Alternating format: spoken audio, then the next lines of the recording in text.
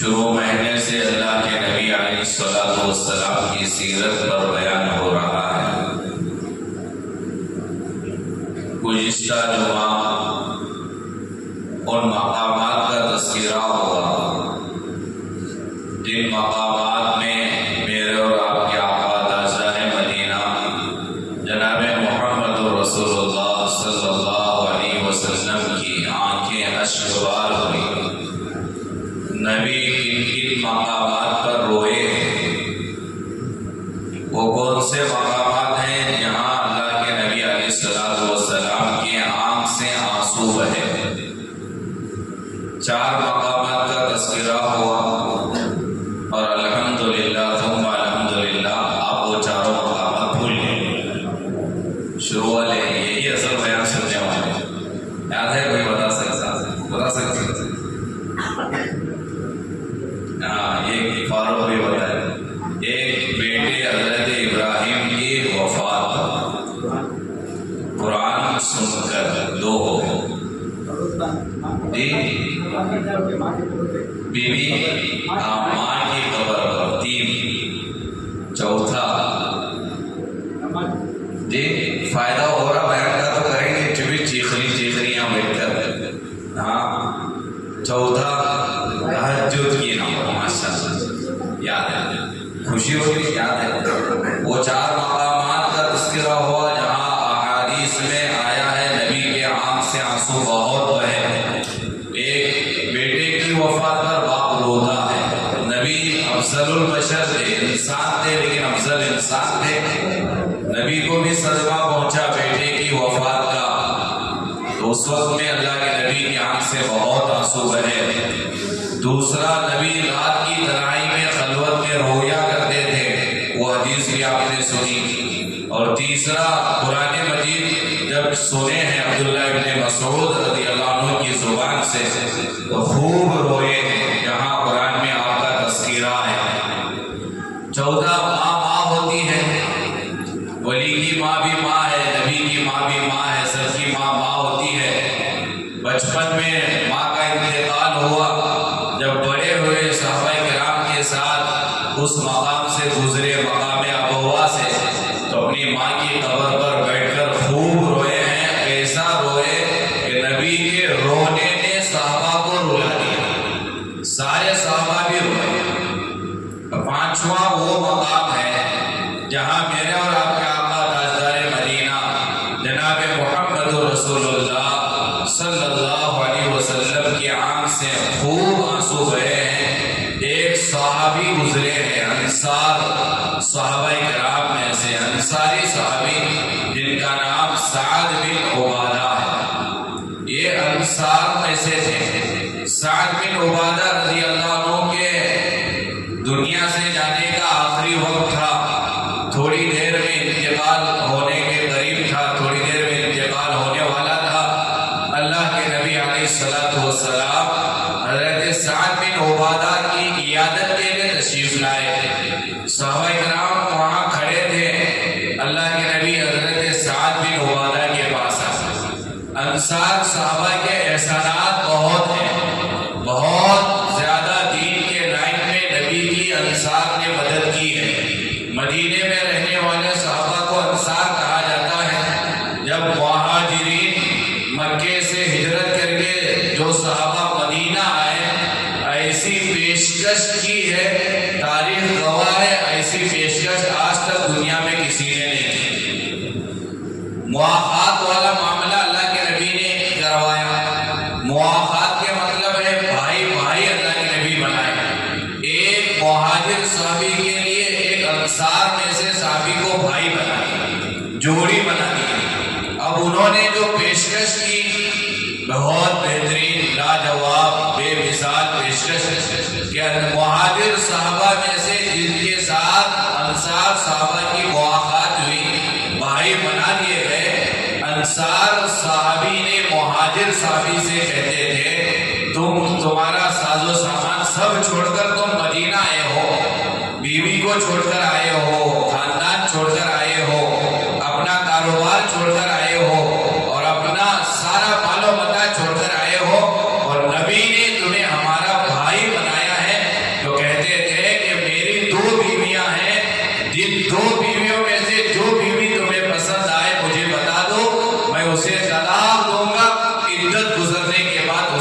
ساتھ نکاح کر لینا. کتنی بڑی پیشکش ہے. بولنا آسان ہے, سننا آسان ہے. چہیتی بیوی کو مہاجر صحابی کے لیے چھوڑ دینا, طلاق دے دینا, یہ دل مردے کی بات ہے. میرے ان بیویوں میں سے جو بیوی پسند آئے گی ہم چھوڑ دیں گے, عدت گزرنے کے بعد تم اپنے نکاح میں لے لینا. میرے یہ 2 باغ ہیں, باغیچے ہیں, ان 2 باغ میں سے ایک باغ میں تمہیں دے دوں گا. میرے یہ 2 مکانات ہیں, ان 2 مکانات میں سے ایک مکان تم لے لینا. میرا یہ کاروبار ہے, آج سے تم میرے اس کاروبار میں برابر کے شریک ہو, برابر کے پارٹنر ہو. ہر چیز میں آدھا حصہ. آج کی دنیا میں حقیقی بھائی کو بھائی نہیں دیتا, حقیقی بھائی کا حصہ بھائی نہیں دیتا, لیکن وہاں دینی رشتہ تھا. انصار صحابہ نے بے مثال بڑی زبردست پیشکش کی. صحابہ کرام حضرت عبدالرحمن بن عوف کے لیے, سارے صحابہ کرام کے لیے پیشکش کی انہوں نے. انہیں انصار صحابہ میں سے حضرت سعد بن عبادہ ہے. بڑے کارنامے ہیں ان کی کتابوں میں, تفصیل میں جانا نہیں ہے. حضرت سعد بن عبادہ رضی اللہ عنہ انصار صحابی جب بیمار ہوئے, مرض الوفات میں مبتلا ہوئے, اللہ کے نبی علیہ السلام کو پتا چلا میرا انصار صحابی سعد بن عبادہ بیمار ہوا ہے, مرض الوفات میں ہے. اللہ کے نبی علیہ السلام عیادت کے لیے تشریف لائے. حضرت سعد بن عبادہ اتنے بیمار ہوئے کہ بے ہوش ہو گئے, غشی طاری ہو گئی. اللہ کے نبی نے پوچھا کیا سعد بن عبادہ کا انتقال ہوا؟ تو کہا گیا کہ انتقال نہیں ہوا, بے ہوشی طاری ہے. اللہ کے نبی وہاں بیٹھے ہیں, تھوڑی دیر میں حضرت سعد بن عبادہ کا انتقال ہوا. اللہ کے نبی کو ایسا غم لاحق ہوا, ایسا غم لاحق ہوا کہ حضرت سعد بن عبادہ کے انتقال پر اللہ کے نبی خوب روئے, بہت روئے ہیں. اتنا روئے کہ جو صحابہ وہاں موجود تھے سارے صحابہ نبی کے رونے کو دیکھ کر روئے. یہ 5ویں جگہ ہے جہاں پیارے آقا تاجدار مدینہ جناب محمد رسول اللہ صلی اللہ علیہ وسلم صحابی رسول کے انتقال پر روئے ہیں. 6ٹھی جگہ جہاں اللہ کے نبی علیہ السلام روئے ہیں, جنگ بدر اسلام کی پہلی جنگ ہے. مسلمانوں کو جیت حاصل ہوئی, 70 قیدی بن گئے. کافروں میں سے 70 قیدی تھے. اللہ کے نبی علیہ السلام مشورہ کیا ان قیدوں کے ساتھ کیا کیا جائے. اب اس مشورے میں حضرت ابو بکر رضی اللہ عنہ کی رائے تھی فدیہ لے کر, کچھ پیسے وغیرہ لے کر, مال لے کر انہیں رہا کر دیا جائے, آزاد کر دیا جائے, چھوڑ دیا جائے. بہرحال مشورہ ہوا. حضرت عمر کی رائے الگ تھی, حضرت ابو بکر کی رائے الگ تھی. اللہ کے نبی علیہ السلام کا جو فیصلہ ہوا, حضرت ابو بکر صدیق رضی اللہ عنہ کی رائے پر فیصلہ ہوا, فدیہ لے کر چھوڑ دیا جائے. تو جو 70 قیدی تھے کافر, جو مسلمان نہیں تھے, قیدی بن گئے تھے, ان میں سے ایک ایک قیدی آتا تھا جو کچھ فدیے میں دینا ہوتا تھا, کوئی دراہم دنانیر ہے, جو بھی ہوتا تھا دے کر آزاد ہوتا تھا. ان آزاد ہونے والوں میں سے, ان قیدیوں میں سے ایک قیدی خود اللہ کے نبی علیہ السلام کے داماد بھی تھے, مسلمان نہیں بنے تھے. ابو العاص جن کا نام ہے, بعد میں مسلمان بنے. ابو العاص یہ حضرت نبی علیہ السلام کی دختر بیٹی حضرت زینب رضی اللہ عنہ کے شوہر تھے. جنگ بدر کے قیدیوں میں سے یہ بھی تھے. اب انہیں بھی رہا ہونا تھا, آزاد ہونا تھا, فدیے میں کچھ دینا تھا. تو ان کی رہائی کے لیے نبی علیہ السلام کی بیٹی حضرت زینب رضی اللہ عنہ مکے سے ہار بھیجی تھی, ہار اپنا. اب وہ ہار ابو العاص پیش کیے آزادی کے لیے, فدیے میں ہار دی, حضرت زینب کا ہار.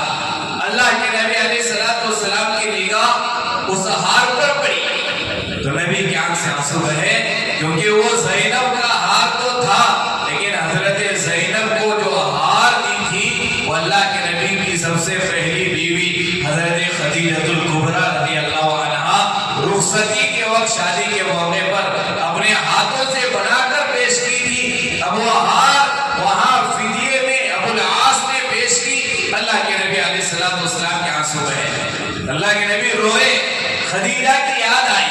حضرت خدیجہ نبی کی پہلی بیوی تو ہے، لیکن حضرت خدیجہ کے بہت سارے خصوصیات ہیں۔ بار بار بیانوں میں ہم نے کہا مردوں میں سب سے پہلے ابو بکر اسلام لائے، اور بچوں میں سب سے پہلے حضرت علی اسلام لائے، غلاموں میں حضرت زید لائے، عورتوں میں حضرت خدیجہ لائے۔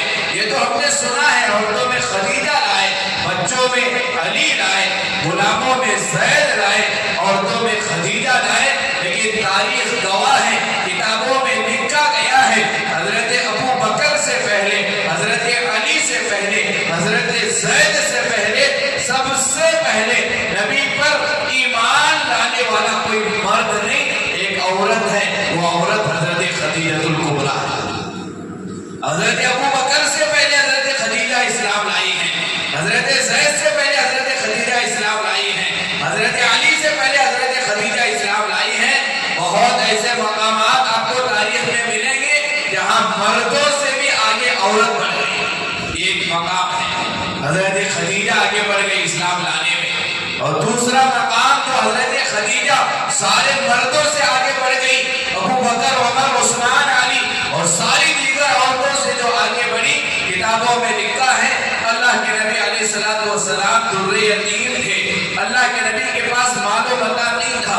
اللہ کے نبی علیہ السلام ایک مرتبہ پریشان ہوئے، حضرت خدیجہ بیوی ہے، نبی کو دیکھا کہ نبی بڑے پریشان ہیں، نبی کی پریشانی کی وجہ حضرت خدیجہ معلوم ہوا کہ حضرت خدیجہ کو معلوم ہوا نبی اس لیے پریشان ہے کیونکہ نبی کے پاس مال و متاع نہیں ہے، خیرات کرنے کے لیے، مدد کرنے کے لیے مال نہیں ہے۔ تو حضرت خدیجہ نے نبی سے کہا آپ یہاں تشریف رکھیں۔ اللہ کے نبی تشریف فرما ہے، حضرت خدیجہ گئی مکے میں، مکے کے سرداروں کو بلا کر لائی، اور ایک طرف سرداروں کو کھڑا کیا، دوسری طرف پیارے آقا تاجدار مدینہ جناب محمد رسول اللہ صلی اللہ علیہ وسلم کی ذات ہے، دوسرے طرف مکے کے سردار ہیں۔ خدیجہ اپنا سارا مال لائی اور ان کے درمیان میں رکھی، اور مکے کے سرداروں سے کہا وہ مکے کے سرداروں گواہ رہو کہ آج تک یہ مال خدیجہ کا تھا،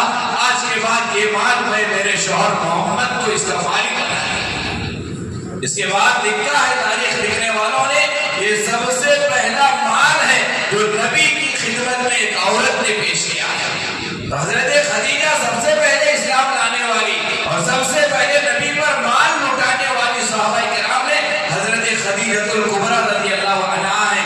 اور آپ نے سنا ہوگا بخاری کی حدیث ہے، اللہ کے نبی پر سب سے پہلا قرآن اترا، سورہ علق کی 5 آیتیں حضرت جبرائیل لے کر آئے، اقرأ باسم ربک الذی خلق، یہ سب سے پہلا قرآن ہے۔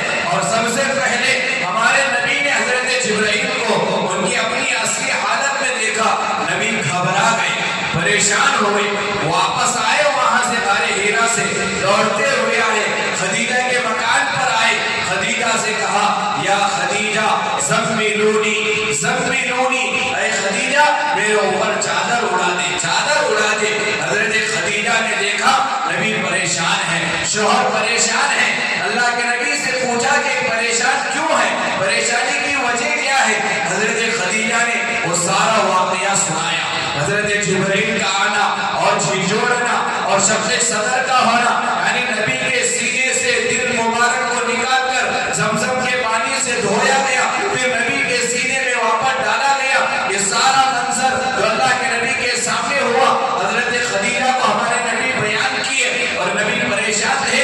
اس وقت میں نبی کو تسلی والے کلمات حضرت خدیجہ نے دیے ہیں، بخاری میں ہے، حضرت خدیجہ نے نبی سے کہا آپ پریشان کیوں ہوتے ہو، آپ غمزدہ کیوں ہوتے ہو؟ پریشان ہونے کی بات نہیں ہے، آپ ضائع نہیں ہوں گے، آپ ہلاک نہیں ہوں گے، آپ برباد نہیں ہوں گے۔ کیوں؟ کیونکہ آپ غریبوں کی مدد کرتے ہیں، آپ بیواؤں کی مدد کرتے ہیں، آپ غمگساروں کی مدد کرتے ہیں۔ لکھا ہے کتابوں میں نبی کو سب سے پہلے دین کے خاطر تسلی دینے والی وہ بھی ایک عورت ہے، حضرت خدیجہ ہے۔ نبی پر سب سے پہلے مال لگانے والی حضرت خدیجہ، نبی پر سب سے پہلے ایمان لانے والی حضرت خدیجہ، نبی پر سب سے پہلے دین کے خاطر تسلی والے کلمات کہنے والی حضرت خدیجہ ہے، ایسی چہیتی بیوی تھی حضرت خدیجہ. یہ حضرت خدیجہ جب تک ہمارے نبی کی زوجہ بن کر رہی، نبی کی بیوی بن کر رہی، اللہ کے نبی نے کسی سے نکاح نہیں کیا. حضرت خدیجہ کے انتقال تک اللہ کے نبی نے کسی سے نکاح نہیں کیا ہے. نبی کی بیوی حضرت خدیجہ 40 سال کی ہے، نبی 25 سال کے ہیں. 15 سال نبی کی شوہر، نبی کی بیوی بن کر رہی حضرت خدیجہ. اس ایام میں، اس مدت میں اللہ کے نبی دوسرا نکاح نہیں کیا. بعد میں نبی کے نکاح ہوئے ہیں، بعد میں دوسرے بیوی نبی کی بیوی بنی ہے دوسری عورتیں، لیکن اس مدت میں کوئی بیوی نہیں بنی. اور نبی کی جتنی بھی اولاد ہیں، جتنی بیٹیاں ہیں، 4 بیٹیاں حضرت خدیجہ سے ہیں. اور بیٹوں میں سے صرف حضرت ابراہیم کے علاوہ، حضرت ابراہیم ماریہ قبطیہ سے پیدا ہوئے، حضرت ابراہیم کے علاوہ جتنے بیٹے پیدا ہوئے وہ بھی حضرت خدیجہ سے ہیں. بیویوں میں سے حضرت خدیجہ کے علاوہ کسی بیوی سے اولاد نہیں ہوئی. یہ ہے حضرت خدیجہ جن سے اولاد ہوئی، جب تک نبی کی بیوی رہی کوئی اور بیوی نہیں بنی. ایک خدیجہ اپنی بیٹی حضرت زینب رضی اللہ عنہا، بیٹی کے رخصتی کے وقت میں، شادی کے موقع پر شوہر کے پاس رخصتی کے وقت میں حضرت خدیجہ نے ایک ہار بنایا تھا اپنے ہاتھوں سے. وہ ہار اپنی بیٹی کے گلے میں ڈال کر رخصت کیا تھا. اب یہ منظر ہے جنگ بدر کا. اب 70 قیدی ہیں. اب ان قیدیوں میں سے اللہ کے نبی کے داماد ہیں ابو العاص جن کا نام ہے، حضرت زینب کے شوہر ہیں. ابھی اسلام کا یہ حکم نہیں آیا تھا، یہ بعد میں آیا. کافروں کے ساتھ نکاح کرنا حرام ہے، یہ بعد میں حکم آیا. ابھی وہاں یہ حکم نہیں آیا تھا. کافروں کے نکاح میں مسلمان عورتیں تھیں، ابھی یہ حکم نہیں آیا تھا. اس وقت کا یہ واقعہ ہے. ابو العاص نکاح میں ہیں، ابو العاص کے حضرت زینب. اب ابو العاص اپنی رہائی کے لیے فدیے کے طور پر حضرت زینب جو ہار بھیجی تھی، وہ ہار جو حضرت خدیجہ بنا کر دی تھی، وہ ہار ابو العاص پیش کیے. اب وہ جب فدیے کا سامان تھا، اس فدیے کے سامان میں حضرت زینب کا ہار جو حضرت خدیجہ نے دیا تھا، وہ ہار پر جب اللہ کے نبی کی نظر پڑی، اللہ کے نبی کی آنکھ سے آنسو رہے. نبی رونا شروع کیے. وہ ہار سے حضرت خدیجہ کی یاد آئی. اللہ کے نبی نے صحابہ سے کہا، وہ میرے صحابہ، میری خواہش ہے، میری تمنا ہے کہ میں یہ ہار ابو العاص کو واپس دینا چاہتا ہوں. یہ ہار میں فدیے میں قبول نہیں کرنا چاہتا. بغیر فدیے کے میں ابو العاص کو رہا کرنا چاہتا ہوں، چھوڑنا چاہتا ہوں. کیا تم راضی ہو؟ حضرت نبی علیہ السلام کی بات پر صحابہ کرام کہاں ٹالتے تھے، کہاں انکار کرتے تھے. سارے صحابہ نے کہا نعم یا رسول اللہ، ہاں اللہ کے نبی ہم راضی ہیں. ابو العاص کو بغیر فدیے کے آپ رہا کر دو، چھوڑ دو. اللہ کے نبی رو رہے تھے اور ابو العاص سے اللہ کے نبی نے کہا، ابو العاص یہ ہاتھ لے کر جاؤ، میری بیٹی جا کر مکے میں میری بیٹی زینب کو دو، لیکن ایک شرط یہ ہے میری بیٹی کو واپس مدینہ بھیج دو. یہ زید بن حارثہ ایک اور صحابی کو نبی نے ابو العاص کے حوالے کیا، کہا جاؤ جا کر میری بیٹی کو زینب کو واپس کرو، یہ ہار اسے دینا، کیونکہ یہ ہار یادگار ہے میری بیوی خدیجہ کا. تو یہ موقع ہے جہاں اللہ کے نبی کی آنکھ سے آنسو بہے. یہ چھٹی جگہ ہے اس موقع پر، جس موقع پر نبی نے حضرت خدیجہ کے ہار کو دیکھا تو آنکھ سے آنسو بہے. 7ویں جگہ جو حدیث پاک میں آتا ہے جہاں اللہ کے نبی علیہ السلام روئے ہیں، ایک صحابی رسول کا انتقال ہوا. جنازہ قبرستان کو پہنچا. اللہ کے نبی قبرستان گئے، صحابہ کرام قبرستان گئے. ابھی قبر تیار نہیں ہوئی تھی، ابھی قبر مکمل نہیں بنی تھی. اللہ کے نبی علیہ السلام کھڑے ہیں، صحابہ کرام کھڑے ہیں. حضرت براء ابن عازب رضی اللہ عنہ راوی حدیث ہے. حضرت براء ابن عازب فرماتے ہیں ابھی قبر بن رہی تھی، تیار ہو رہی تھی، ہم سارے کھڑے تھے، اللہ کے نبی کھڑے تھے. اتنے میں اچانک اللہ کے نبی نے اپنے دونوں گھٹنوں کے بل، جس طرح ہم التحیات میں بیٹھتے ہیں، دو زانوں بیٹھتے ہیں،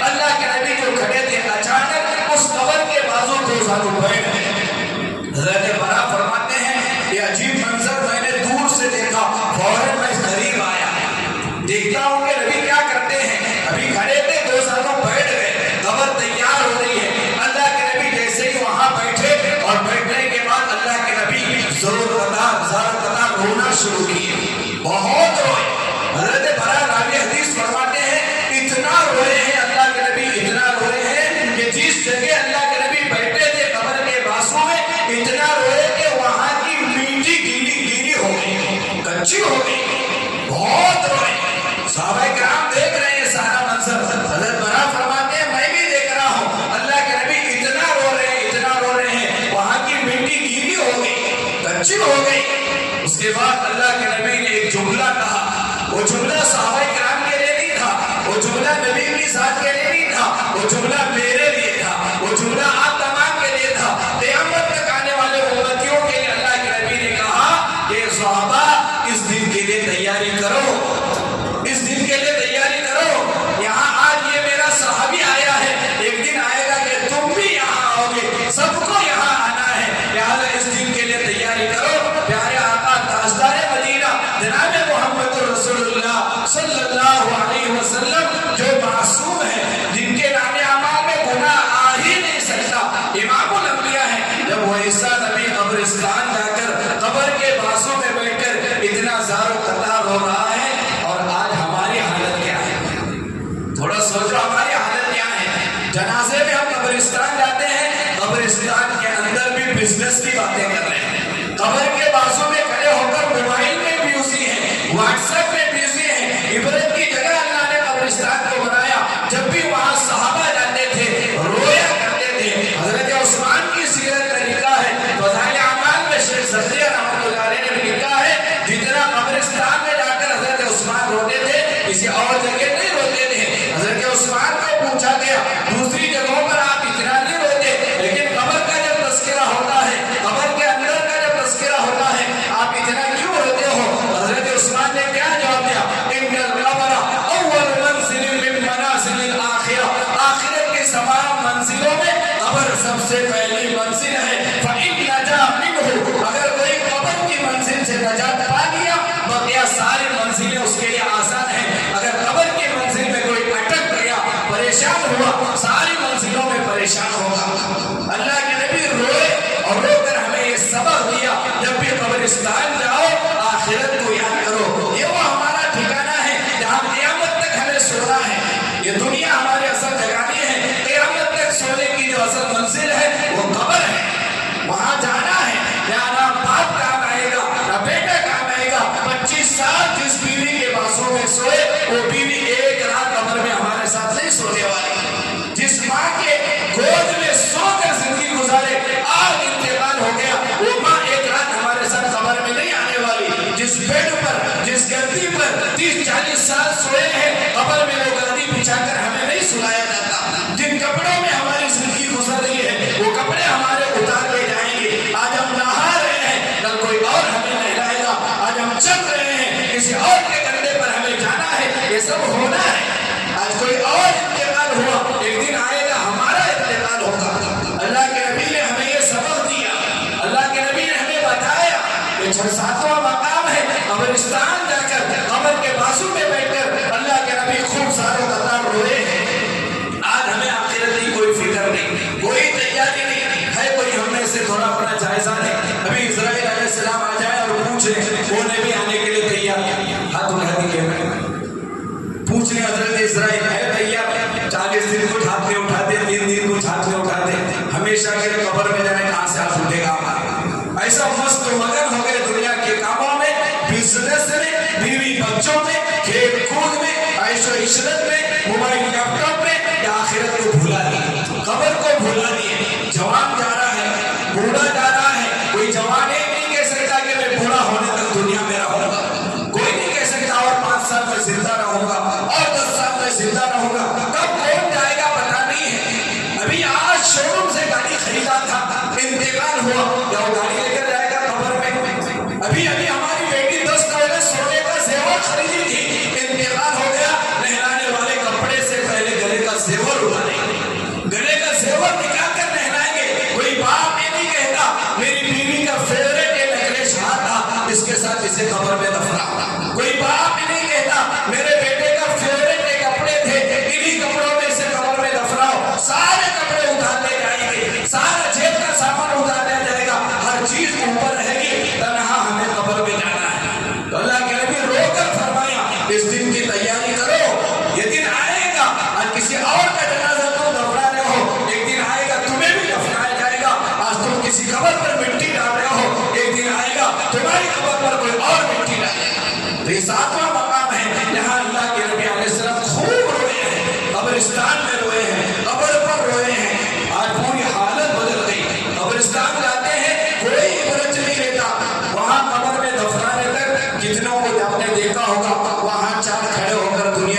باتیں کر رہی, وہاں دو چار کھڑے ہو کر ہنسی مذاق کر رہی, وہاں دو چار کھڑے ہو کر بزنس کی باتیں کر رہی, اور کوئی موبائل میں پتہ نہیں کیا کیا کرتے کھڑا ہے, حالانکہ وہ جگہ عبرت کی جگہ ہے. وہاں جا کر یاد کرنا ہے اپنی قبر کو, اپنے آخرت کو. یہ سبق دیا گیا اللہ کے نبی کی سیرت سے. آٹھواں جو مقام ہے حدیث پاک میں آتا ہے, اللہ کے نبی علیہ السلام جو آٹھویں جگہ روئے ہیں, اللہ کے نبی کا آخری وقت تھا, بس تھوڑی دیر میں انتقال ہونے والا ہے, رخصتی ہے دنیا سے. اللہ کے نبی علیہ السلام رو رہے ہیں. اللہ کے نبی جو روئے, مسلم شریف کی حدیث ہے, اللہ کے نبی علیہ السلام کے سامنے حضرت ابراہیم علیہ السلام کا جو قرآن میں تذکرہ ہوا, وہ تذکرہ اللہ کے نبی یاد کیے. حضرت عیسیٰ علیہ السلام کا جو تذکرہ ہوا, اس تذکروں کو اللہ کے نبی یاد کیے. پھر بعد میں اللہ کے نبی روئے.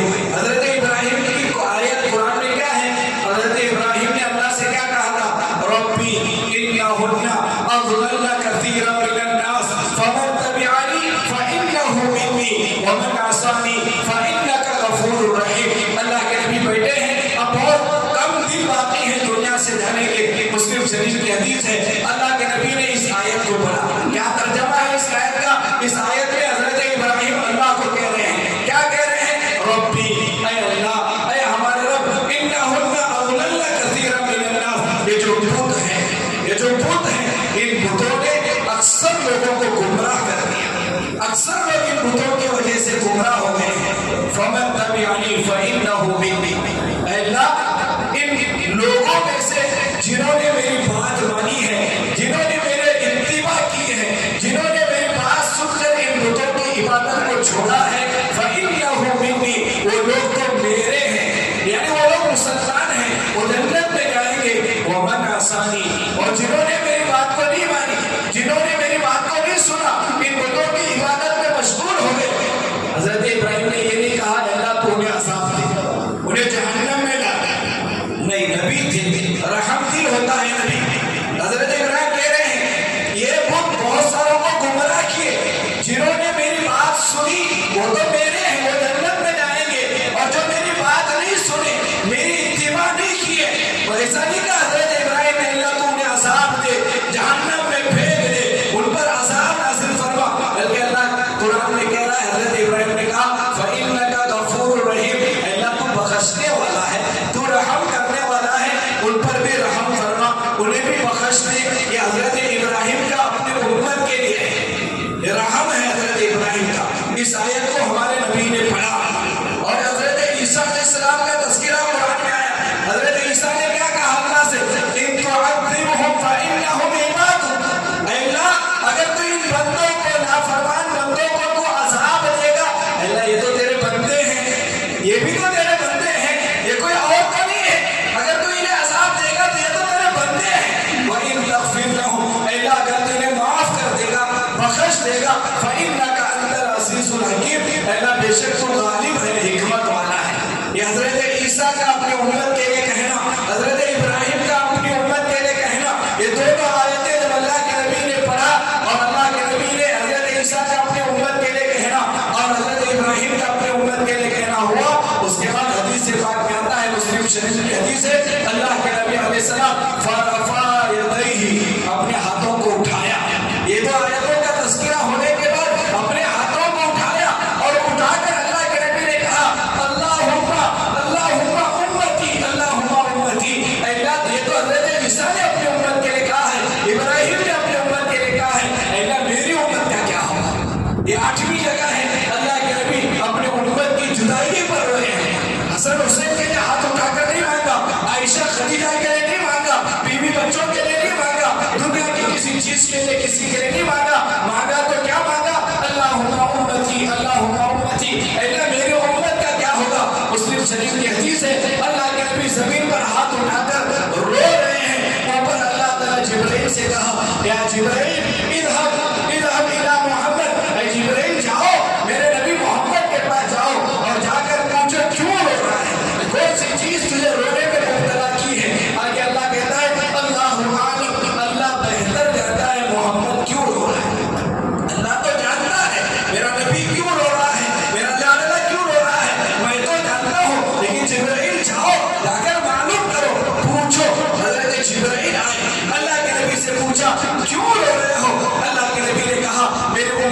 जुदाई पर रो रहा है, मेरी उम्मत के लिए रो रहा हूँ। हजरत जिब्राइल गए, अल्लाह से कहा, अल्लाह तेरा लाडला तेरा नबी अपनी उम्मत के खातिर रो रहा है।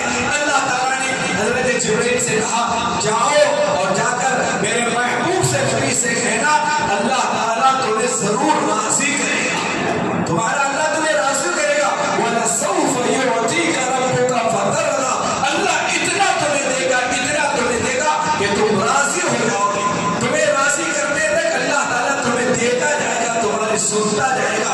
ये 8वां मकाम है मेरे और आपके आका ताजदार मदीना जनाब मोहम्मद रसूलुल्लाह सल्लल्लाहु अलैहि वसल्लम के आंसू किसी और के लिए नहीं बहे, मेरे और आपके लिए बहे हैं, मेरे और आपके लिए रोए हैं। थोड़ा सोचो, जिस नबी की विलादत इस महीने में हुई, जिस नबी की वफात इस महीने में हुई, जो नबी हमारे लिए रोया है, तड़पा है, इस महीने का एक बड़ा पैगाम यही है, उस नबी की सीरत को अपनी जिंदगी में लाएंगे इंशाअल्लाह, सुन्नत के मुताबिक जिंदगी बनाएंगे इंशाअल्लाह, सुन्नत के मुताबिक चेहरा रखेंगे इंशाअल्लाह, सुन्नत के मुताबिक कपड़े पहनेंगे, सुन्नत के मुताबिक अपने बच्चों का निकाह करेंगे, अकीका करेंगे, जो भी करेंगे जिंदगी में नबी की शरीयत को देखकर, नबी की सीरत को देखकर करेंगे। यही नबी के इस महीने में जो विलादत हुई, वफात हुई, हमारे लिए यही सबक मिलता है। अल्लाह ताला से दुआ है, अल्लाह ताला हम तमाम को कई बातों पर अमल की तौफीक नसीब फरमाए, नबी की सुन्नतों के मुताबिक जिंदगी गुजारने की तौफीक नसीब फरमाए। एक ऐलान ये है, जरूरी ऐलान, अल्हम्दुलिल्लाह अल्लाह के फजल से हमारे इस मस्जिद में, मस्जिद इलियास में बेंगलुरु की मस्तूरात की जमात का क़याम है। जिम्मेदार अहबाब आए हैं, मस्तूरात की जमात आई है, दोपहर 3 बजे से 3:30 बजे से सब पहले अपने वहाँ किसके साथ में देना, सब जने तुम नाच देखती, फिलहाल भैया दूल्हा बेटी मुझे देखना है, बैठो सुनो भी। दोपहर 3 सवा 3 बजे से हमारे मोहम्मद भाई के घर में मस्तूरात का इज्तिमा है, बेंगलुरु की जमात आई है, बात होगी, तमाम अपनी मस्तूरात को भेजने की कोशिश करें, भेजेंगे इंशाअल्लाह, और कोई भेज नहीं। जुम्मा का बयान तुम्हें सुने, उन्होंने नहीं सुने, उनको वो सुने भेजो। मर्द हजरात कहीं नहीं कहीं दीन की बातें सुन जाता, कान में पड़ जाती, औरतों को ऐसे मौके बार बार नहीं आते। जुम्मा का बयान आप सुन लेती, इज्तिमा हुआ कहाँ चले जाती, कहाँ भी इस्लामी माशरे का प्रोग्राम हुआ आप चले जाती, उमूमी बात आप सुन लेती, बार बार कहीं ना कहीं से आपके कानों में दीन की बात पहुँचते रहती, लेकिन जितना आपको मौका मिलता मस्तूरात को नहीं मिलता। अल्लाह का एहसान है, अल्लाह कभी कभी ऐसे मौके दे देता, तो थोड़ा अपनी मस्तूरात को जल्दी फारिग करके वक्त पर भेजने की कोशिश करो, भेजेंगे इंशाअल्लाह। मोहम्मद भाई के घर ठीक 3:15 बजे 3 बजे भेजने की कोशिश करो। दूसरा ऐलान ये है, आज असर की नमाज से लेकर मगरिब तक बहुत शॉर्ट टाइम रहता, असर और मगरिब के दरमियान में मदीना कॉलोनी में इब्राहिम भाई का हमारा मकान है, वहाँ तालिबात स्टूडेंट्स गर्ल्स जो भी लड़कियाँ हैं हमारे घर में कॉलेज जा रही हैं, 10th में है, 9th में है, जो भी डिग्री पे जा रही हैं, या एक नौजवान लड़की है, हमारे घर में जितने नौजवान लड़कियां हैं तमाम को फौरन असर के बाद इब्राहिम भाई के मकान पर भेजेंगे इंशाअल्लाह। माहौल बहुत बिगड़ा हुआ है, आप जानती, अभी पूरे तुम्हें नौजवान, आपको नहीं मालूम बागलकोट का वाक़या सुना तो देखो, दीनदारी अगर हमारी लड़कियों में, कॉलेज जाने वाली बच्चियों में नहीं रहेगी, इतना बड़ा नुकसान होता। एक ऐसे 100 वाक़यात ने आपको सुनाया, अभी रिसेंटली बागलकोट का एक वाक़या सुना, सब तुम्हें मीलाद के चक्कर में, नाचने के चक्कर में, डीजे के चक्कर में पड़े थे। मीलाद से 2-4 दिन पहले नवनगर में एक हमारी जवान खूबसूरत लड़की जिसकी मंगनी तय थी, फांसी डालकर इंतकाल हुआ, फांसी के बल्ले पे चढ़े।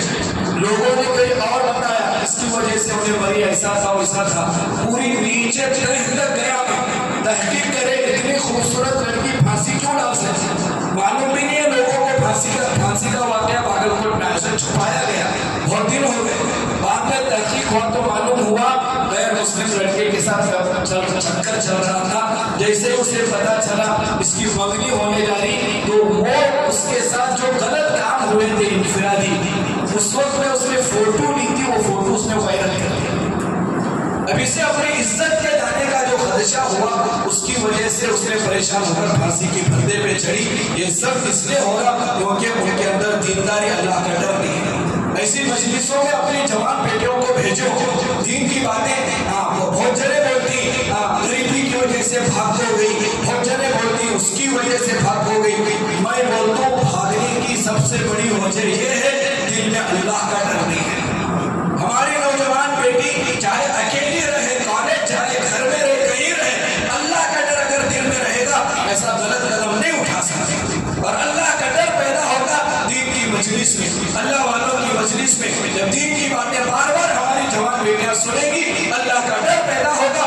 गुर्बत में रहना उसे पसंद है लेकिन गलत कदम नहीं उठाएगी। माँ बाप की इज्जत को वो दो चार नहीं करेगी। तो अल्लाह का डर पैदा होने के लिए ऐसे दीनी मजलिस में भेजो। और तबलीग वाले जोड़ी हमें सुन्नी हमें की नहीं वही भेजो।